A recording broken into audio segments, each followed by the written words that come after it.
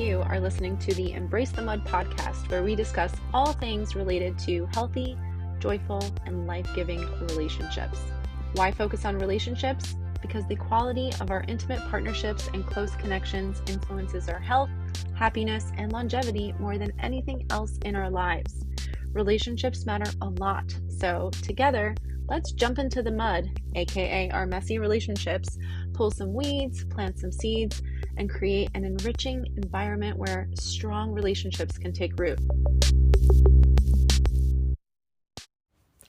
I am your grateful host, Dara Posner. I am a relational disaster working toward relational mastery. I am also a positive psychology coach, a relational mindset coach, a blogger, and now a podcaster. Thank you for tuning into this episode of the Embrace the Mud podcast, where we discuss all things related to healthy, joyful, life-giving relationships.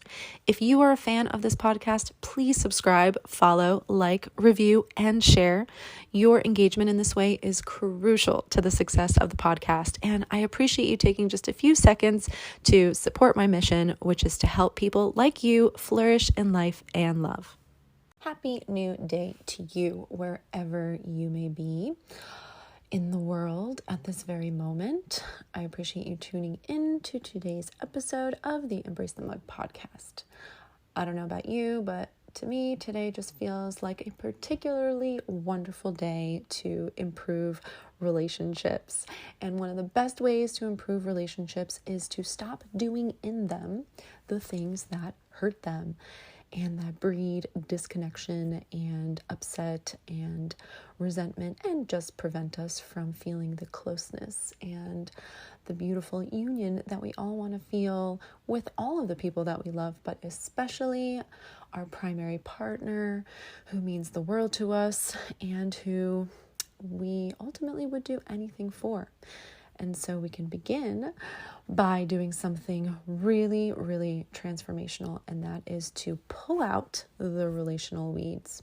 Today on the Embrace the Mud podcast, we are picking things up with another segment of the series, Relational Weeds. Relational weeds are my term for the behaviors in relationships that essentially ruin our ability to connect and be deeply intimate because they mess up the rapport between people and threaten the very precious sense of emotional safety that we all need and just a general feeling of goodwill.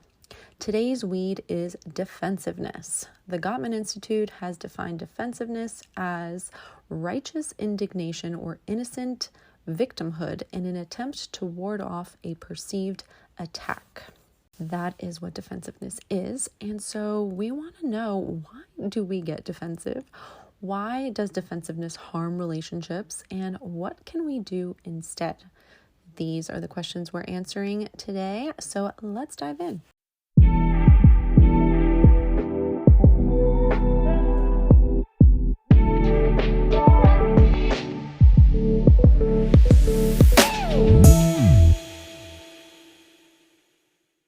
All right, so let's dive into our conversation about defensiveness today. So once again, the definition that the Gottman Institute provides here is righteous indignation or innocent victimhood in an attempt to ward off a perceived attack. Another way that it's described on the Gottman Institute's website is any attempt to defend oneself from perceived attack. So now that we know what defensiveness is, let's really get down into the nitty-gritty of why this happens in communication, why it's really just so destructive. And by the way, it is one of the 4 horsemen of the apocalypse, according to the Gottmans, which are those 4 behaviors that they have determined through decades now of studying couples will inevitably cause a couple to spiral into the direction of disintegration, of relational destruction and failure and splitting up. So when they've looked at couples who stay together and who do really well, flourish as a couple, the ones that they call the masters, these 4 horsemen of the apocalypse, one of which is defensiveness, are not a common way of communicating. And so we want to learn from this amazing research and realize defensiveness does not help. It only hurts. It, on some level, this is my personal opinion. It's very understandable. You have a wiring within you to, when you feel attacked, to defend yourself. And when we perceive that we're being attacked, or when we are feeling just unjustly accused or misunderstood, we really, really want to act in our own defense, right? Correct the thinking of the other person, correct the perspective of the other person, stand up for ourselves. The problem is in romantic dynamics or personal relationships or even professional relationships, the one thing we always want to be considering and prioritizing is this aspect of we're on the same team, right? So the moment that we get defensive, we are going against. And now we're like enemies. We are on opposite sides. We are against each other, as opposed to side by side looking at a problem or an idea or even an accusation, and as a team, as a partnership, dealing with it together. And that can be really, really hard to do. And of course, right, there are times where someone is coming at us. They're not coming at us. Our partner may not be very skillful in their delivery of whatever it is that they're trying to communicate. Maybe they are being critical. Maybe they're even being contemptuous. They're being just downright rude, belittling. They might just be really, honestly, acting like a grade A jerk. And we have a choice in that moment. We can also then sort of spiral down into negative communication patterns and get defensive, which will only make things worse. Or we can exercise a concept that I love, that I learned from Dr. Terry Real, called relational integrity. And even when we see that our partner is communicating in an unhealthy way, we can act in our own integrity and our own principles and our own knowledge and beliefs of what the right thing is to do in the moment, and do the right thing, even when it's really hard. And so what do we do instead of getting defensive, especially when we are being faced with something that really feels like we're being attacked, our character is being attacked, something about our personality, is being talked about in a mean way? Even then, what can we do instead? So when we have the initial sort of pull towards that defensive response, it's really, really important to sort of just pause.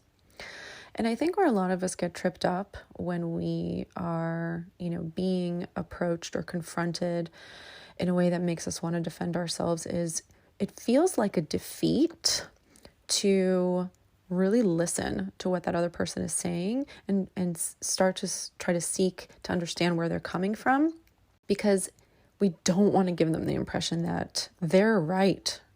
We are selfish, right? We want to go, no, I'm not selfish. You're wrong about that. So when we want to listen to what they're saying, which is really where we want to go, is, okay, where is this perspective of me or this perception coming from? The goal is to want to see things through the other person's eyes. That does not equate to agreeing with them. It's just getting yourself to a point where you recognize what your end goal here is, and that is to have mutual understanding by the end of this conversation. So someone comes to you and they're confronting you with something.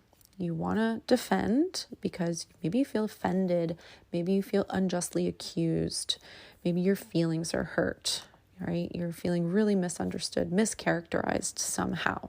Rather than countering their perspective, saying, I really like to know what's causing you to feel this way. Where is this coming from?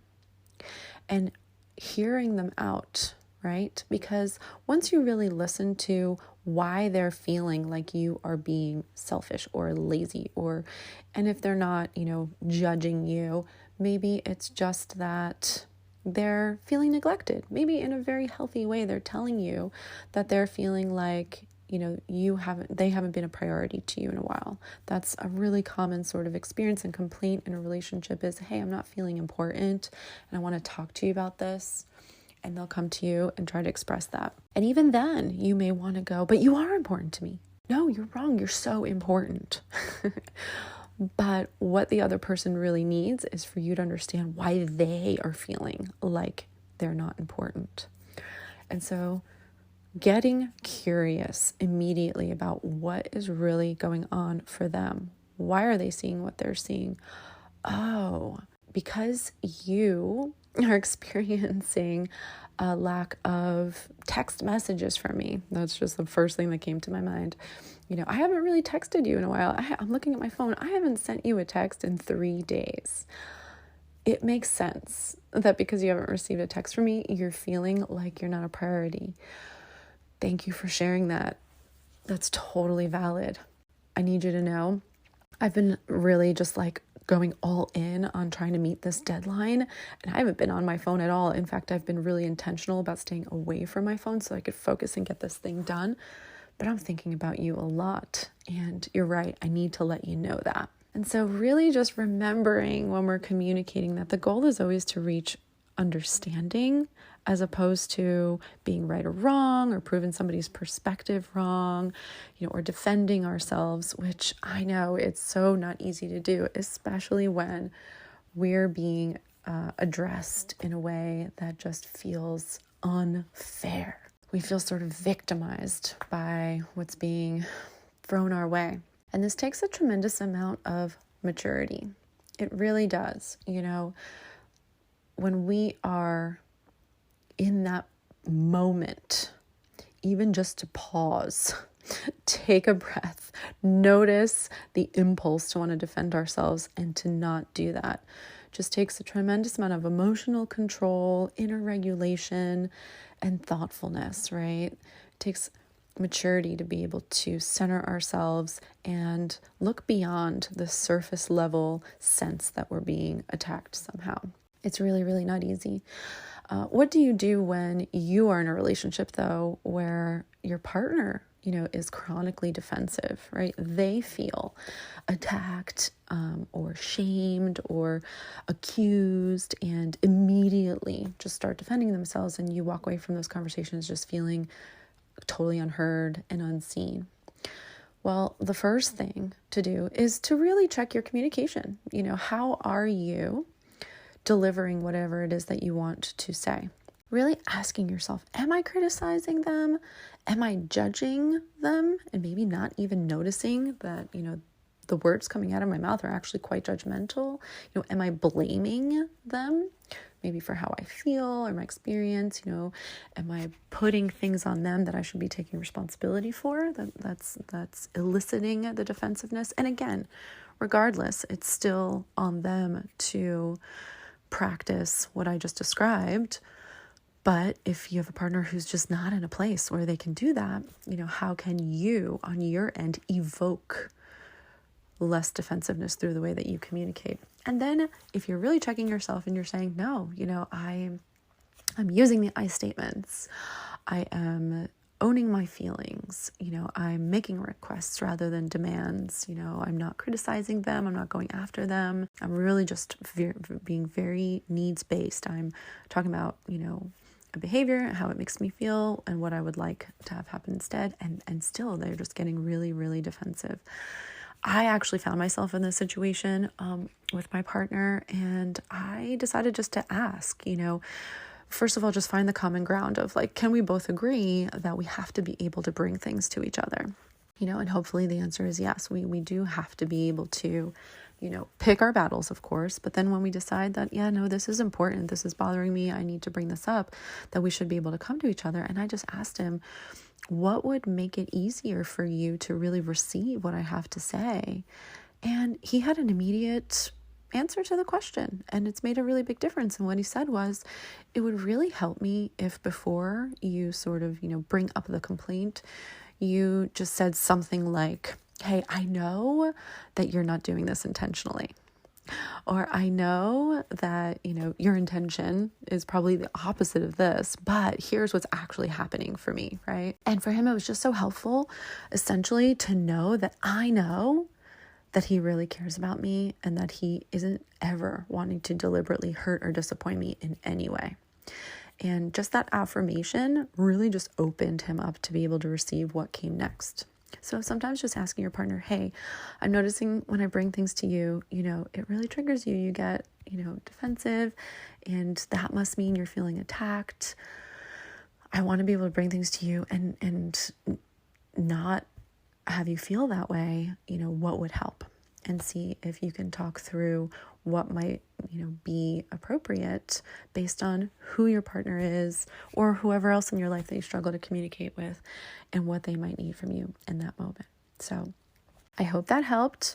I hoped it helped to kind of, get a sense of what defensiveness is, where it sort of comes from inside of us. Our defense mechanisms when we're feeling attacked just get kicked up, right? It's sort of a natural response, but also super unhelpful in relationships because it puts us at odds with one another as opposed to that, team feeling of like, okay, there's a thing between us and we want to be partners in looking at it and figuring out what's going on and how to deal with it together.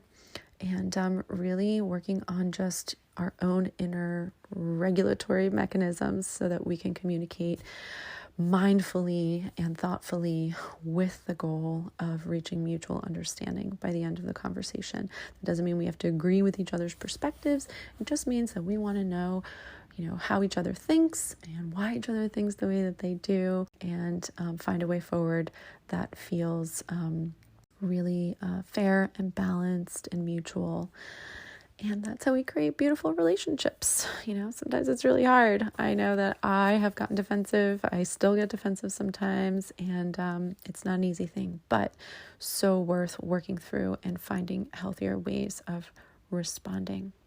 So that is what I have for you today. I will be back again tomorrow with another relational weed. In the meantime, please remember, you are wired for love and connection. You are capable of love and connection. You are worthy of love and connection.